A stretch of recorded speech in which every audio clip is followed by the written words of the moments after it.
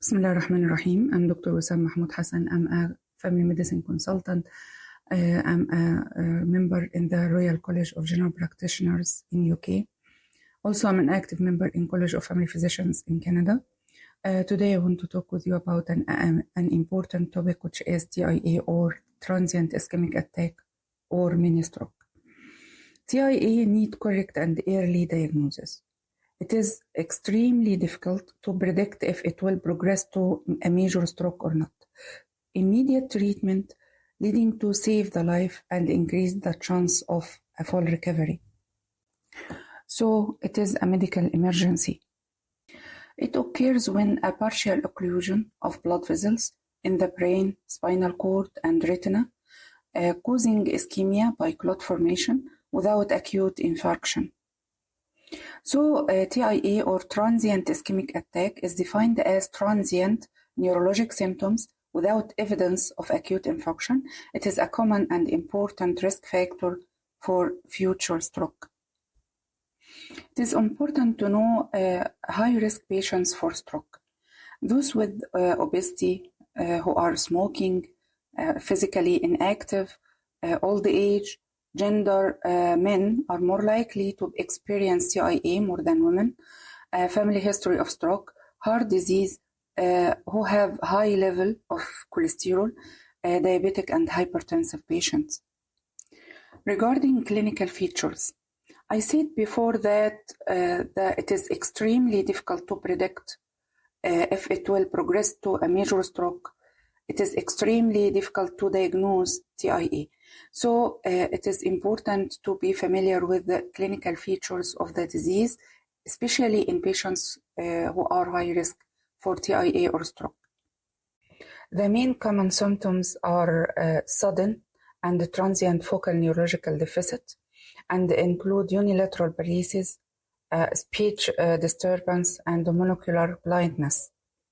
It is important to differentiate between TIA and TIA mimics, disease that have symptoms similar to those with the TIA.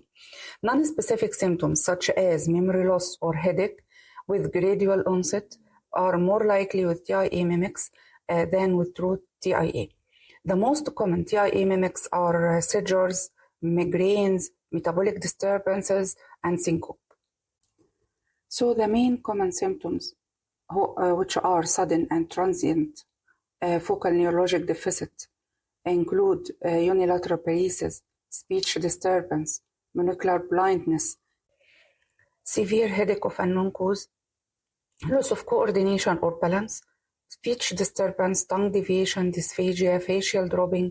All of these symptoms, if they are transient and sudden, need urgent evaluation, and necessary assessment includes in the form of neuroimaging, cervicocephalic vasculature imaging, cardiac evaluation, blood pressure assessment, and routine lab testing.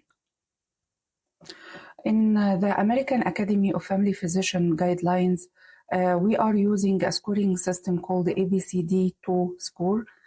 The AFP recommend using ABCD2 during initial evaluation, and this score can help assessment the immediate risk of repeat ischemia and stroke.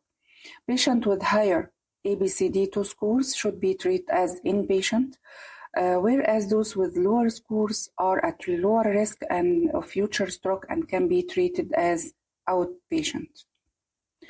ABCD2 means age, blood pressure, clinical features, and 2D in the form of duration of symptoms and diabetes. Each one item of this take 0.1.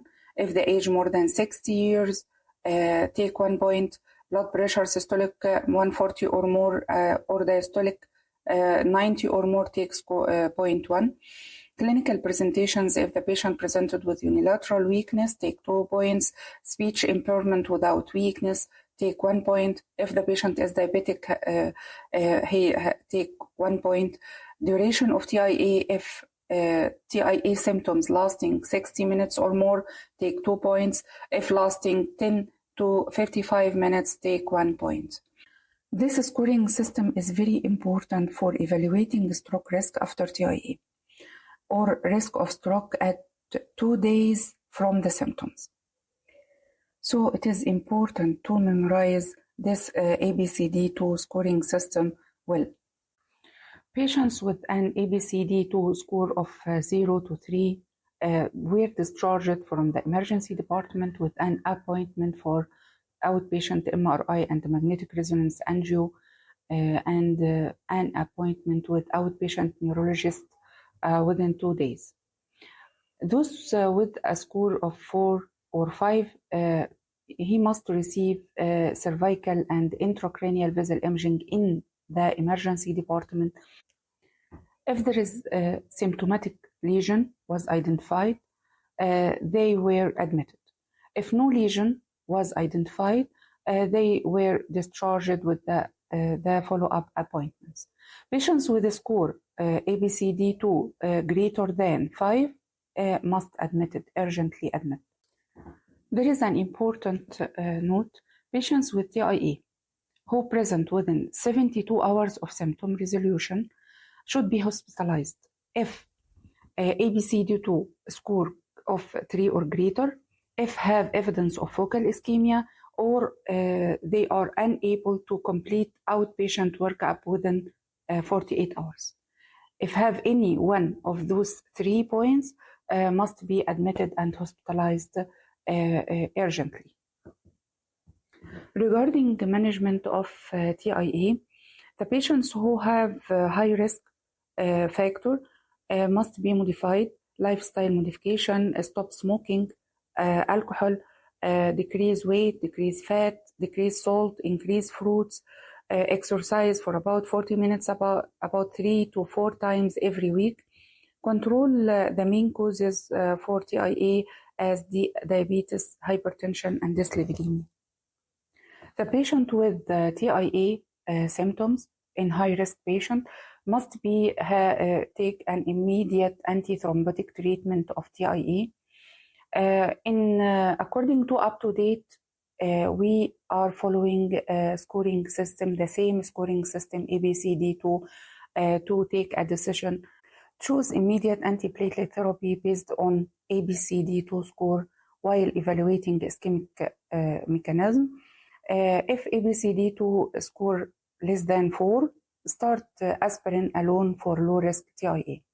While if the ABCD2 score 4 or more, this means high-risk TIA and must start dual antiplatelet therapy immediately. Both either low or high risk need urgent evaluation to determine ischemic mechanism and need for other treatment, brain and large vessel imaging, cardiac evaluation, lab testing as indicated for selected patients, as I mentioned before. With the dual antiplatelet therapy as aspirin and clopidogrel or aspirin and ticagrelor. At the end, it is important to know that TIA is a medical emergency. It is extremely difficult to predict if it will progress into a major stroke or not. So need correct and early diagnosis, need immediate treatment to save life and to increase the chance of a full recovery. Thank you for your attention.